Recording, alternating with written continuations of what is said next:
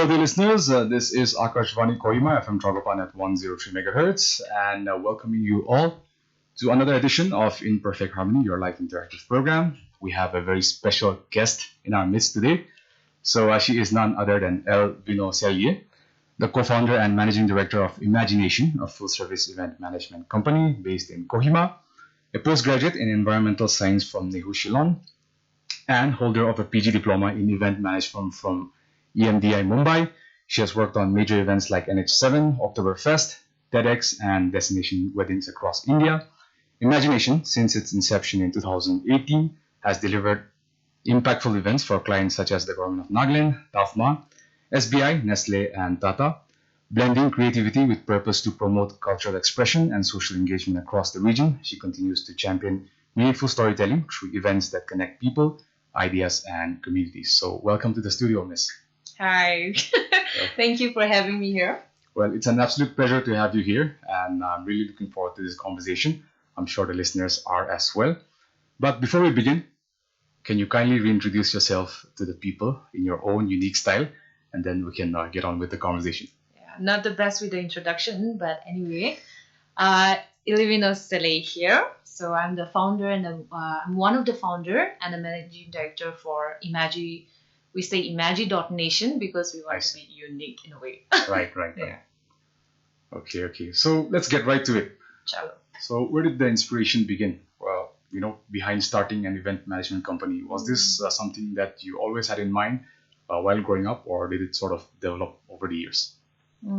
Takes me way back. So I think the whole Imagi starting an event management company, it all started back when I was doing my bachelor's in Shillong. So I was part of the students' union. Right. So we got to do a lot of freshers' day event, farewell event, all that stuff, right? Right. So that got me into thinking about, and then, I was curious about the world of events. So that basically, my passion is involved. Mm-hmm. My curiosity got me into this event industry. Right. That is a very, very interesting story. And I'm sure that we'll get to hear more about that later on as well. But since you touched upon that topic, imagi.nation, I think the one thing that people envy the most about creative people like yourself is the ability to take something as simple as the word imagination and create it into a brand or make something special out of it. So can you tell us a little bit more on the origin of the name as well? Imagi.nation. We had some crazy names before we even came to the conclusion that imagi.nation is the way to go. Right. We had, I think, around 47 or so. And some of the weirdest names. Okay. So imagine we started as a huge group, actually, a group of 9 people. So 9 people giving, their own individual way of like, it should be this, it should be that. So finally we got into imagi.nation because we were always imagining something or the other. Right. So imagi.nation, and our tagline is helping ideas take off. Helping ideas take off, right? Yeah. I think, like I said, that is one of the biggest things that I think people, envy from people, creative people like yourself. So that is a very, very interesting story. And 47 names, my gosh, I think you should throw some names my way as well, because I think you don't want to know. I think I would start a brand with that as well. Anyway, coming back to our topic, like I mentioned in the introduction, you guys have your hands full with a lot of projects, but I'm sure that you guys specialize in certain areas. So what kind of events do you guys particularly specialize in? I think we started off with music. Right. So we were doing a lot of music-related events. And slowly we branched out to wedding. Right. So we also do weddings. And we got into marketing as well. So imagine as a company, we have been promoting our own events. We have been doing our own, own way of promoting the ideas that we curate. Right. So that got us into marketing as well. Right. So I don't know about events specifically, because Nagaland is limited with a lot of opportunities when it comes to, clientele basis. It's very scaled down. So we create our own events and start with the music. So I would say that Imagi is very confident when it comes to anything related with music. Anything related with music, right? I think that favors us because this is also mostly a music-oriented studio here. So I'm very, very happy to hear that. And before we get any further, how can people reach out to you? Do you have any? I'm sure you guys have social media handles and platforms. So why don't you throw out to the people the Instagram handles or social media platforms? Okay, if you want to know more about Imagi, then you can follow imagi.nation.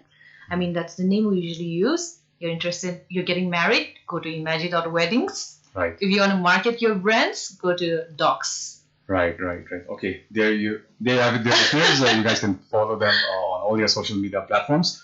We'll get back to more on that later. All right, any event or any planning that we do regarding events, people want to make it memorable and engaging. Who wants to have a dull event, right?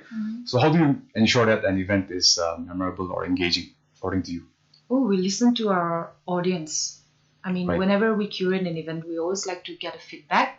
So in a way, the next time we do something, we're making sure that we implement that into our program. So trying to make, everything possible for our people who are attending, like, the kind of experience that they want. Yeah. So feedback and suggestions, that's the way to go, right? Yes. Okay, so like any other business, I'm sure that there are lots of ups and downs and challenges are, I'm sure, a part of the work that you do. So can you name a few challenges that you have faced in terms of event planning? Oh, I think a lot of challenges along the way. Right. I think this is our since we started in 2018, I think there has been a lot of challenges. But one thing that I would want to point out is that when we do our own IP events, when we curate our own events, we always struggle with sponsorship. Right. Yeah, sponsorship has been like one of the biggest challenge for us because all of us know we're not very open. I mean, we're not very we don't have a lot of corporate companies out here. Right. So I think in a way that has become a challenge when we try to approach outside of Nagaland, the brands that we approach. There are certain expectations which we fail at that. Yeah. Right. So I think sponsorship, yes. Any more challenges that you want to mention? I think we've overcome it all. I'm just kidding. Very, very confident. I think that is the reason why you guys are finding so much success. And yes, if anybody wants to sponsor them, the line is open, all right? Please do. All right. Having said that, in event planning and management, I assume that you have to be good at multitasking, right? So how do you stay organized and manage multiple events simultaneously? Because like I mentioned earlier, you guys have your hands full with so many different projects. So how do you manage that? The first thing when I come to with anyone working with us, the first thing we always say is that you have to stay calm in any situation. Right. And how we multitask is we always departmentalize who is handling what. Events is not about one person running the entire show. It's taking an entire village. Right. So yeah, I think departmentalizing. That's one thing, and then stay calm. Stay calm. I think that is great advice in general, not only for events, but I think So all right. Having said that, the one thing that we often see in business establishments, the tagline that I see a lot is "customer is king," right? That is sort of the tagline that we see a lot. So I'm sure that you guys value, like you mentioned earlier, I'm sure that you guys value the relationships with the client a lot. Yes. So what are some of your secrets in building strong client relationships for people out there starting out in business? Okay. This is something that Sir Teja Meru actually mentioned this a few days back when we had this meeting. You need to, keep showing up. You need to keep showing up your face. I mean, basically have that kind of relationship where you're always, not that just a one-time thing where you do the event and it's goodbye. Not like that. So it's I think consistency of, just keeping a check on everyone, on your clients. Right. How are you? I hope everything is going well. Right. I mean, that's like just the little things that matters that keeps the relationship alive. Right. Yeah. So basically just keeping in touch with them and staying connected. I think that is great advice for people out there. So if you guys are, entrepreneurs starting out, make sure that you guys take notes because I think, Elivino is dropping some, truths and, a lot of valuable advice, I should say, for business establishments that are just starting out. And we've been talking a lot about event management and event planning and everything juicy regarding that subject. So we'll get back on that. We'll go down that path again. So we've talked about client relationships and some of the challenges that we have faced. So I want to segue into this question: how do you measure the success of an event? It's a very simple question, but I think we'll have a more intellectual, answer for this. So, how do you measure what is sort of the parameter that you use for to determine the success of a particular event? Okay. This, I think it varies a lot from events to events. I think when we do weddings and all, right, the client and all, they always leave a message, after the wedding, like after the entire thing's over. So if they say good job, say, oh, it was a successful wedding, we did it well. And then when it comes to corporate events, your money has been sanctioned. Okay. So that's like, oh, great. I see. We pulled off that event. Okay. Or when it comes to IP events, then I would go back again to the feedbacks. So whether we win or lose, I think when it comes to our own individual, our brands and all, I would say that audience, when our, people, attendees come and give us the feedback, that's when we know that, we pulled off a good event or it was a success. Right. Yeah. Right. So any, common constructive criticism that you guys receive on a, on a daily basis that is like event related? Oh, I think there are a lot of feedbacks, constructive criticism, which our friends would give us. Would be, I mean, so many things. When we do something, oh, I think this would have been better, so we take that into account. So I don't remember specifically right now, one thing, but yeah, I think our friends and the families are some of the few people that would give us, an honest feedback. Yeah. I think the people close to us, they'll always be honest to us, right? Yeah, they'll be the first person to say, you did a good job, you did a bad job at it. Right. So I think that is the perfect people to go to, I would say. Once close to you, the friends, families. Right. And, just by looking at you speak about your work, I know that you have a lot of love and joy with, your craft. So I wanted to ask you, what is the most rewarding part about your job? The rewarding, it's the people. I think, am I saying it because I'm a people, so much of people, but anyway, I think the most rewarding part is getting to know a lot of people. I think I was an introvert to begin with, but now, getting into the event field and getting introduced to thousands of people, I think that was one of the most rewarding. And then getting to hear their stories or just working along with people. And I think over the past few years, since Imagi started, we have worked with hundreds of people, be it just for a one-time show or be it, a full-time or whichever the case may be. I think the most rewarding has been getting to know people, working with them, and, creating maybe a little difference maybe in their life. I think that was the most rewarding. Right. I think you prioritize the clients and the people a lot because I think that is sort of your go-to answer for, and I think most businesses should be like that, right? I think like it's coming back to that same old tag, customer is king, right? So I think we should always prioritize the people if you're running a business, that is.